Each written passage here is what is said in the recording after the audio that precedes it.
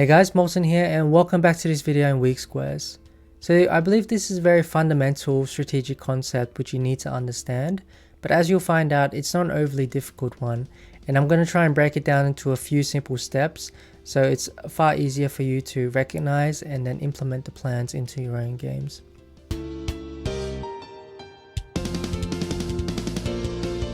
So the example I've chosen comes from a game played by Bobby Fischer with the white pieces, and in the following position, Fischer played the move pawn to f5, hitting the black center before black is ready to develop his dark square bishop and castle his king to safety.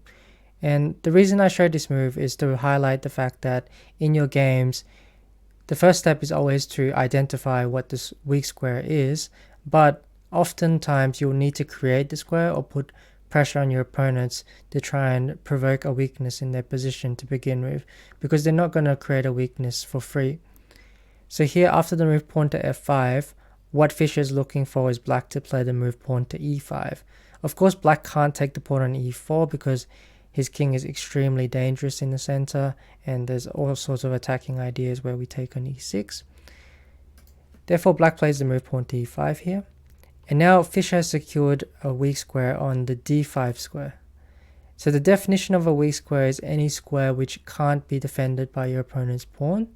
But since there's no pawns on the e or c file for black to attack this d5 square with, we can utilize it by putting our pieces, and we're not worried about them being chased away later on.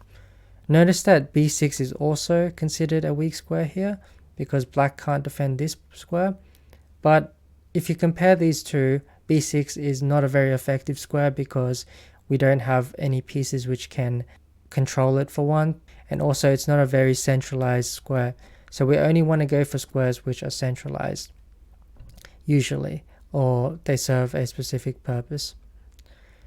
So here Fischer starts with the move queen to d3, just defending the e4 pawn.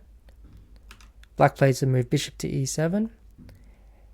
And now we get to the plan of how to play around the d5 square. So when it comes to weak squares, it's very easy. The plan is actually all to do with which pieces you trade off and which pieces you keep on. It's fairly straightforward, as you'll see. So I'll try and break it down into a few ideal scenarios of what you are aiming to get. So the first ideal scenario you definitely want is a good knight versus bad bishop. By that I mean you want to keep this knight and you want to keep black with this bishop. Since the bishop is a dark square bishop, it can never take your knight, and the knight is firmly secured by the pawn on e4 on the d5 square, and you trade off the other minor pieces. This would be the absolute ideal scenario for white. The next ideal scenario might be if you end up with opposite color bishops. Again, you want to keep black with this dark square bishop since it's a light square. And I guess the third ideal scenario is just to maintain any piece on the d5 square, any major piece, that would be totally fine, as long as you don't end up with a pawn on d5, because that would defeat the purpose of trying to utilize that square for your pieces. Another thing you should know in these sort of positions is that if you trade off the light squared bishops, since it's a light square we're trying to go for, this would be really helpful for your overall plan. So now that you know all that, try and have a think and see what would you play here with the white pieces. What pieces do you need to trade off and what pieces do you need to keep on? What's the best move here for white? Okay, so for those of you who found the move bishop to g5, this is the correct idea. So remember, it's all about which pieces we trade off and which pieces we keep on. Queen b6 check was played, king h1, castles, and now what do we play?